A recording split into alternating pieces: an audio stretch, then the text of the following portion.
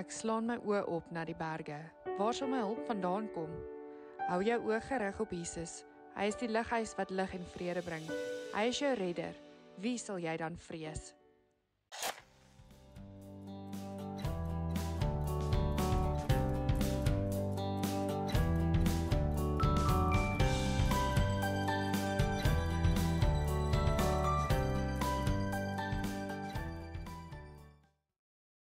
Ek wil vanoggend deel uit Johannes 3 uit.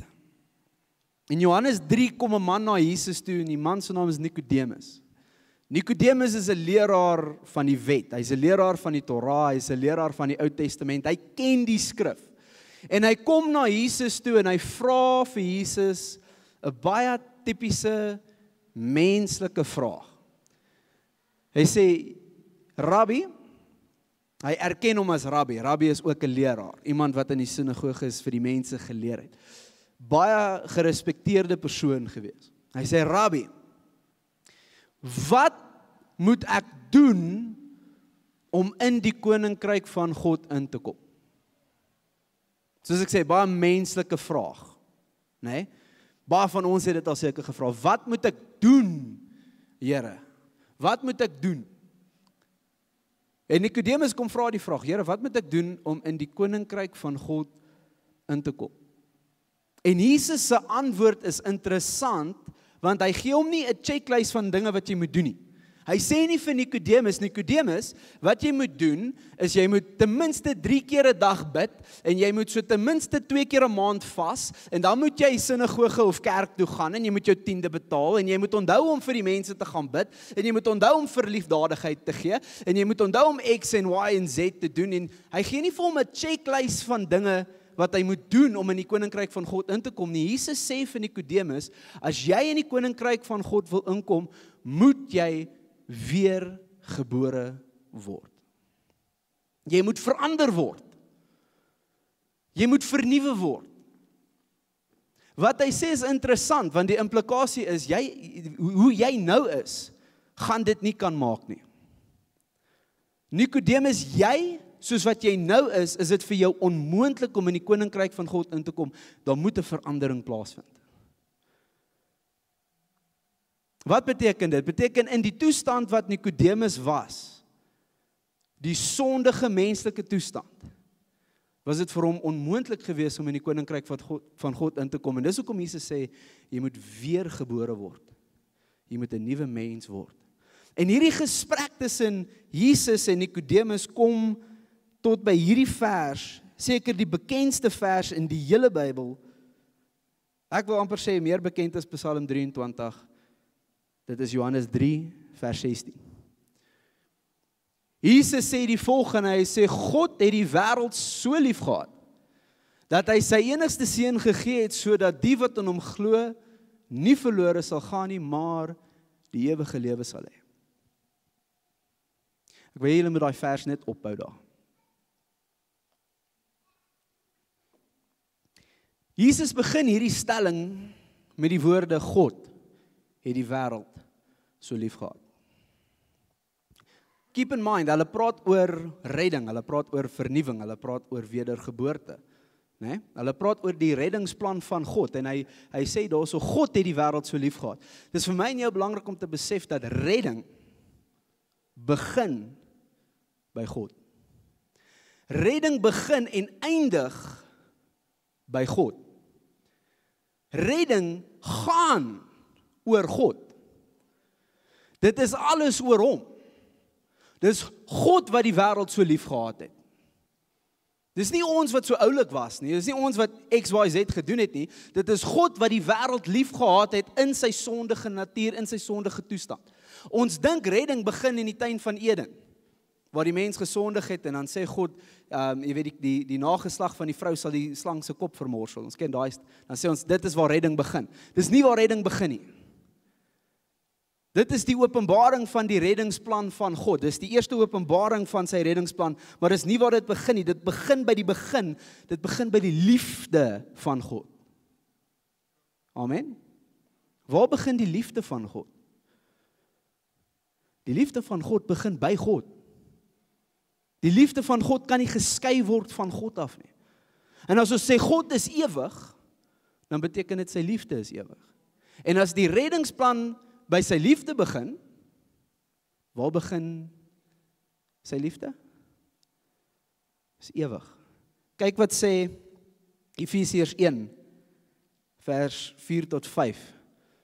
So het hy, God, nog voordat die wêreld geskep is, wanneer is dit? Voor die mens op die aarde is, né? Voordat ons gesondig het, voordat ons bestaan het, voordat die aarde geskep is, voordat die wêreld geskep is, het hy ons in Christus uitverkies om heilig en onberispelik voor hom te wees. In sy liefde, hier is die woord weer, in sy liefde, wat is die motivering vir redding? Sy liefde. Sy liefde. Ons beklemtoon partykeer die liefde, maar ons beklemtoon nie altyd die sy liefde nie, dit is God se liefde. In sy liefde het hy volgens sy genadige beskikking, volgens wat? Sy genadige beskikking.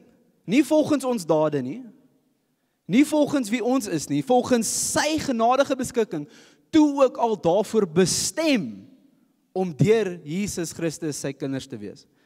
So hy het ons bestem, hy het, met ander woorde wat hierdie vers sê is, voordat die aarde geskep is, voordat hy die wêreld geskep is, het hy sy reddingsplan in werking gestel. En hy het reeds besluit, hy gaan sy seun Jesus Christus stuur, om aan 'n kruis te sterf vir jou en vir my. Want jy sien, voordat God die aarde geskep het, en voordat God die mens op die aarde gesit het, in die tuin van Eden gesit het, het hy geweet die mens gaan kort kom. Hy het geweet die mens gaan val. Hy het geweet die mens gaan sondig. Nou jy kan dalk hierso sit en vra, maar hoekom het hy dan die mens geskep? Dit is baie eenvoudig. Die woord sê, voordat hy die aarde geskep het, het hy jou geken. En wou hy 'n verhouding met jou hê. En dis hoekom hy jou geskep het. Maar voor dit het hy 'n plan van redding aan mekaar gesit en in werking gestel, sodat wanneer ons hier is op aarde, kan ons daardie verhouding met hom hê. Uit sy liefde het hy vir ons volgens sy genadige beskikking, toe ook al daarvoor bestem om deur Jesus Christus sy kinders te wees.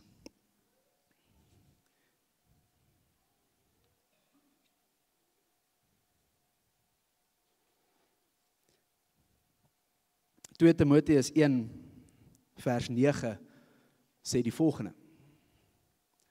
Hy sê, hy het ons gered en hy het ons geroep om aan hom toe gewy te wees. Dit het hy gedoen, nie op grond van ons dade nie, maar op grond van sy eie besluit en die genade wat hy van ewigheid af in Christus Jesus aan ons geskenk het. Amen. Kan ek dit weer lees? Hy het ons gered en ons geroep om aan hom toegewy te wees. Dit het hy gedoen, nie op grond van ons dade nie, so weer eens, dit gaan nie oor ons nie, maar op grond van sy besluit. Hy het gekies om dit te doen. Hy het gekies om vir jou te sterf, hy het gekies om jou te red. Dit is die liefde van God. Is 'n liefde wat jou gekies het. En interessant, wat jou gekies het, terwyl jy niks vir God kon doen nie. Dit het hy gedoen, nie op grond van ons dade nie, maar op grond van sy eie besluit en die genade wat hy van ewigheid af in Christus Jesus aan ons geskenk het. Sien, dit is belangrik vir ons om te besef, wanneer ons praat oor die reddingsplan en wanneer ons in hierdie kersseisoen ingaan. Dis interessant, die kersseisoen. Ek weet nie wie doen die geskenke ding nie, né? My vrou hou van die geskenke ding. Ons love die geskenke ding. Die geskenke moet eintlik reflekteer die geskenk wat God vir die mensdom gegee het, né? Maar wat gebeur en die verskil tussen ons en God is, wanneer ons geskenke koop, dan gaan dit altyd oor die ander persoon. Né? Jy koop vir die persoon ietsie wat hulle wil hê. Ietsie wat hulle nodig het. Soos as ek vir my vrou 'n geskenk gaan koop, gaan ek nie vir haar iets koop wat sy nie like nie. Okay? Ek koop vir haar iets wat sy like.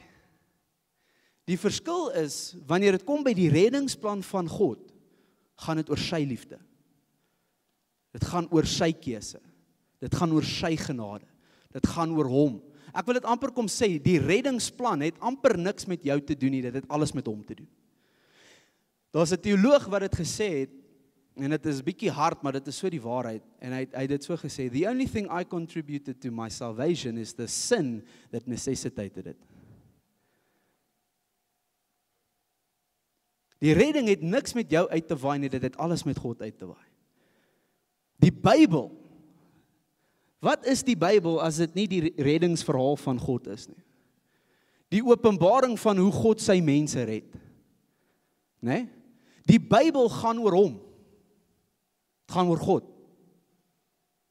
Dit gaan nie oor ons nie. Dis vir ons. God het sy openbaring vir ons kom gee, sodat ons hom beter kan leer ken. Maar dit gaan nie oor ons nie. Kom ek sê dit so, as die Bybel oor ons gegaan het, was dit 'n baie kort storie. God het die hemel en die aarde geskep, en hy het gesê, laat daar lig wees, en hy het die plante geskep, die mooiste plante, die diertjies geskep, die voeltjies in die lug, die visse in die see, die mooiste tuine het hy geskep, en toe die kroon van sy skepping, die mens, in sy beeld, sit hy in die tuin van Eden. En hy gee aan hulle hierdie skepping van hom. En hy sê vir hulle, pas hom op. Bewerk dit. Have dominion, soos wat die Engels sê. En die mens het dit gevat en dit gebreek. My dogtertjie is nou 1 jaar oud en sy loop nou. Ons is die oulikste ding, as sy iets in haar hande het en sy loop, sy fokus verskriklik hard, maar sy kom nie baie ver nie. Dan laat val sy alles. En ek sien half die storie, of ek sien half die prentjie, as ek dink aan die storie, is waar ons die skepping het, en ons loop, en ons probeer so hard, en uit ons eie uit, is dit al wat ons kan doen, en ons val en ons laat breek dit. Dis wat ons gedoen het. En as dit oor ons gegaan het, is dit waar die storie geëindig het. Maar ek dank die Here, dit is nie waaroor dit gaan nie, want waaroor dit gaan, is God wat inkom en sê, weet julle is gebroke, ek weet julle is sondig, ek weet julle kan niks doen nie, julle is dood soos wat Efesiërs 2 sê, julle is dood in julle oortredinge, ek weet dit, maar ek gaan vir jou in jou plek sterf op die kruis. Hoekom? Want ek is lief vir jou. Terwyl ek en jy nog niks vir God kon doen nie, het hy ons lief gehad. Dis hoekom my tema is 'n liefde soos die. Wat beteken dit? 'n Liefde soos wat? 'n Liefde wat jou gekies het, terwyl jy nie eers geweet het daarvan nie. Dit is die tipe liefde waarvan ek praat vanoggend. Romeine 5 vers 8. Sê God bewys sy liefde vir ons juis hierin, dat Christus vir ons gesterf het toe ons nog sondaars was. Hy het nie gewag totdat jy nie meer 'n sondaar is om vir jou te sterf nie. Terwyl jy nog 'n sondaar was, het hy vir jou gesterf. Want so lief het God die wêreld gehad. In sy gebroke toestand, in sy sondige toestand, in sy natuur, het God die wêreld so lief gehad, dat hy sy enigste seun gestuur het. Kom ons praat 'n bietjie daaroor, dat hy, die woorde dat hy, God het die wêreld so lief gehad, dat hy, daai woord dat hy beteken, op hierdie manier, nee, as jy gaan kyk na die Grieks, dit beteken in this manner, op hierdie manier. Nou, as ek vir jou vra, hoe wys jy vir iemand dat jy hulle lief het? Hoe wys jy vir jou man dat jy hom lief het? Hoe wys jy vir jou vrou dat jy haar lief het? Is dit 'n koppie koffie vroeg in die oggend? Is dit 'n ete iewerste? Is dit skorrelgoed was? Wat is dit om vir jou vrou of jou man te wys, om vir jou kinders te wys jy het hulle lief? Op watter manier het jy mense lief? Dit is die vraag. Nou God wys vir ons die manier hoe hy ons lief het. Johannes 15 vers 13 sê, groter liefde het niemand as dit nie, dat iemand sy lewe vir sy vriende aflê. Want God het die wêreld so lief, dat hy sy enigste seun gestuur het, sodat elkeen wat in hom glo nie verlore sal gaan nie, maar die ewige lewe sal hê. En dit is die storie van Kersfees, dis hoekom ons hierso is. Ons is hierso, want hy het ons so lief, uit homself uit, as gevolg van sy genade, as gevolg van wie hy is, het hy ons so lief, dat hy nie sy seun gespaar het nie, maar dat Jesus vlees geword het, om vir ons aan 'n kruis te kom sterf. Dis die liefde van God. Dit is die liefde van God. Ons sing altyd, jy weet, God is liefde, en ons sê dit, maar besef ons wat dit beteken. Besef ons wat dit beteken wanneer ons sê God is liefde. Ons sê nie dat God ons like nie. Partykeer konfluit ons die twee. Ons dink hierdie twee beteken dieselfde goed. Ek like jou. Nou ek sê nie God like jou nie. Moenie hoor wat ek nie sê nie, maar wat ek sê is God se liefde is soveel dieper as dit.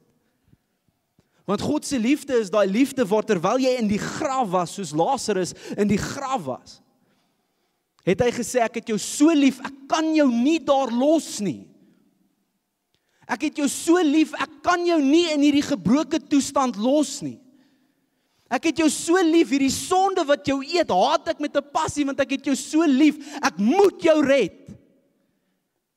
Dit is die liefde van God. Die liefde van God wat jou nie los wat jy gebroken is nie. Ons mos daai sê ding wat sê jy hoef niks te verander om na God toe te gaan nie. Come as you are. Dit is waar. Come as you are. Kom soos wat jy is, maar moenie verwag dat jy gaan wegstap soos wat jy is nie. Want God se liefde is dieper as dit. God se liefde is nie 'n affirming liefde soos wat die wêreld liefde beskou nie. God se liefde is 'n veranderende liefde. En sy liefde kom in en sy redding kom in en wat gebeur? Hy maak jou lewendig. Daar waar jy dood was in jou sonde, kom God se liefde en hy maak jou lewendig. En wat gebeur? Wat gebeur? Jy hoor die goeie nuus, jy hoor dit wat Jesus kom doen het. Jy hoor wat Jesus vir jou kom doen het en dan vra jy die vraag, ek, maar God, wat kan ek vir u doen? Is dit nie? En wat hy sê, is glo. Al wat ek wil hê jy moet doen, is ek wil hê jy moet glo. Hierdie skrif is nie op my slideshow nie, maar ek wil dit vir julle lees. Johannes 3. Ons het vers 16 gelees, vers 17 sê die volgende. God het nie sy seun na die wêreld toe gestuur om die wêreld te veroordeel nie. Hy gaan. As die boek van Openbaring lees, dan lees ons, hy gaan terugkom. Hy het gekom as die lam, hy kom weer terug as die leeu. En hy gaan kom om te veroordeel. Wie te veroordeel? Kom ons lees aan. Hy het nie gekom om die wêreld te veroordeel nie, maar sodat die wêreld deur hom gered kan word. Vers 18. Wie in hom glo, word nie veroordeel nie. Wie nie glo nie, is reeds veroordeel, omdat hy nie in die enigste seun van God glo nie. Sy is baie opgewonde oor hierdie boodskap. Love it. Hoor julle wat sê Johannes hierso? Die seun van God het nie na die aarde toe gekom om te oordeel nie. Hy het nie gekom om jou te oordeel nie. Hy het nie gekom om jou te veroordeel nie. Hy het gekom om te red. En dan sê hy, wie in hom glo, is gered. Wie in hom glo, met ander woorde, wie hierdie liefde van God aanvaar het. Wie sy naam aangeroep het. Wie hulle vertroue in hom gesit het. Wie hom begin volg het. Hulle is gered. Hulle wat nie glo nie. Hulle is reeds veroordeel. Die oordeel van God is reeds oor hulle. Hoekom? Hulle is nog in hulle gebroke, sondige natuur, in hulle gebroke, sondige toestand. Dis hoekom dit belangrik is vir my en vir jou om uit te gaan. Om hierdie evangelie wat ons gered het, wat ons lewendig gemaak het, om dit te gaan deel. Want daar is nog mense wat nie is nie. Daar's nog mense op wie hierdie vers van toepassing is. Wie nie glo nie, is reeds veroordeel. Ek wil nie onder die oordeel van God staan. Want ek het al die Bybel gelees, ek het gelees wat die oordeel van God is. En dis nie nice nie. Maar daar's mense wat doen. En in hierdie Kersseisoen breek dit my hart, want ek sien kersbome in die mall, en ek sien geskenke, en ek sien joyfulness, en dis vir my lekker om dit te sien, maar op dieselfde tyd vra ek myself die vraag, is hulle regtig joyful? Of sit hulle 'n show aan? Jy kan nie joyful wees as jy nie Jesus ken nie. Jy kan nie joyful wees, jy kan nie daai vrede en vreugde ervaar, as jou gees nie binnekant lewendig is nie. As jy dood is binnekant as gevolg van jou sonde, as jy dood is, dan kan jy dit nie voel nie. Jy sien dit en jy mimik dit, maar dis waar dit stop. En hulle vier Kersfees, maar hulle weet nie waaroor dit gaan nie. Hulle weet nie wat die boodskap is nie. Hulle ken nie die liefde van God nie. Hulle het al gehoor, God is lief vir hulle. Verseker. Jy kan hulle gaan vra. Dis soos as iemand evangelize en hulle vra, het jy al van Jesus gehoor? Dit is bitter min mense wat nog nie regtig van Jesus gehoor het nie. Die vraag is, ken jy hom? Weet jy God is lief vir jou? Ja, ek weet God is lief vir jou. Okay, weet jy wat dit beteken? Is nie genoeg om net te weet, ja, God is lief vir my nie, want weer eens, hulle dink dit beteken God like my. En as God my net like, dan is dit mos okay. Dit wat ek doen is mos dan sharp, hy like my, wat's fout? Nee, God se liefde is soveel meer as dit. God se liefde is 'n selflose, opofferende liefde wat jou lewe verander. Dit is die boodskap van Jesus, dit is die boodskap van die evangelie. Dis hoekom, wanneer ek hierdie lees, so lief het God die wêreld gehad, dat hy sy enigste seun gegee het, net daai alleen, dat ek weet waardeur Jesus moes gaan. Dan sit ek en dink, besef ek die grootheid van God se liefde. Besef ek regtig wat God se liefde beteken. God se liefde is 'n liefde wat die dooies uit die doodheid kan laat opwek. Dis die tipe liefde waarvan ons praat.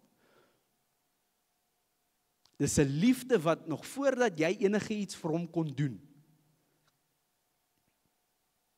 voordat jy van hom geweet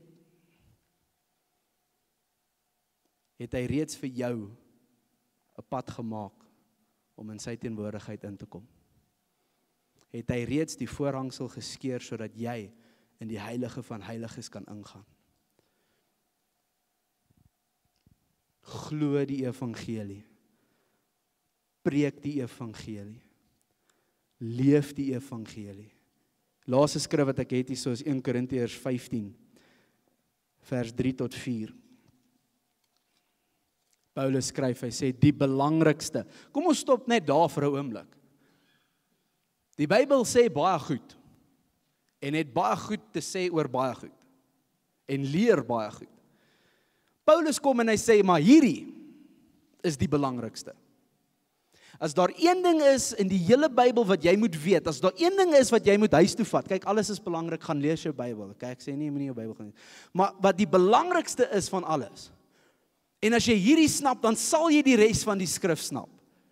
Dan sal jy dit verstaan, die belangrikste, die heel belangrikste, onthou hierdie asseblief, wat ek aan julle oorgelewer het, en wat ek ook ontvang het, is dit. By the way, wanneer hy sê wat ek ook ontvang het, dis nie iets wat hy opmaak nie. Nee? Dis nie iets wat hy nou uit sy duim uitsuig nie, dit is iets wat aan hom geopenbaar is. Is dit. Christus het vir ons sondes gesterf, volgens die geskrifte. Hy is begrawe en op die 3de dag opgewek volgens die skrifte. Met ander woorde, Christus het jou sonde gevat, op hom geneem. Die kruisdood is die penalty wat hy betaal het vir jou in jou plek, sodat hy sy geregtigheid op jou kan sit. Wat beteken dit? Dit beteken as jy die geregtigheid van Christus dra en jy staan voor God, dan kyk hy vir jou en hy sien jou asof jy nog nooit in jou lewe gesondig het nie. Dis die liefde van God. Dit is die liefde van God. Want so lief het God die wêreld gehad, dat hy sy enigste seun gestuur het. Dis 'n tipe liefde waarvan ons praat in hierdie feesseisoen. En wanneer ons bymekaar kom, as familie en vriende, en ons het daai etes, en ons doen die geskenke, ek weet nie hoe vier julle Kersfees nie. Al wat ek vra is 4 Kersfees. 4 Christusfees, as jy dit nie Kersfees wil noem nie. Maar 4 vir Jesus. Dit gaan oor hom. As ek my vorige punt moet herhaal, dit gaan oor hom. As jy nie die geskenke ding doen nie, dis fyn, moet nie die geskenke ding doen nie. As jy nie die liggies doen nie, is fyn. Maar dit gaan oor hom. Of jy dit nou doen of nie. Jy weet, hierdie kansel, hierdie 4 evangelie se name hierso.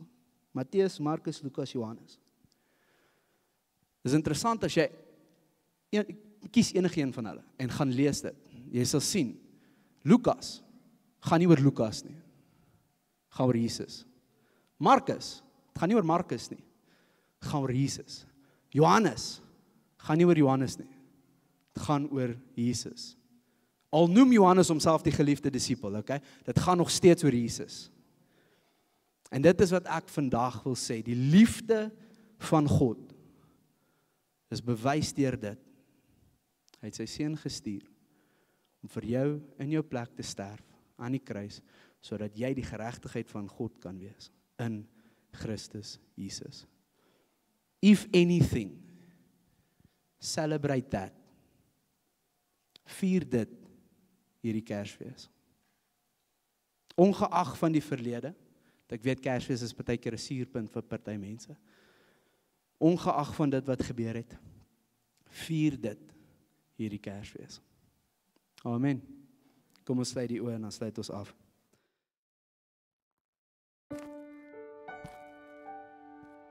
Ek slaan my oë op na die berge. Waar sal my hulp vandaan kom? Hou jou oë gerig op Jesus. Hy is die lighuis wat lig en vrede bring. Hy is jou redder. Wie sal jy dan vrees?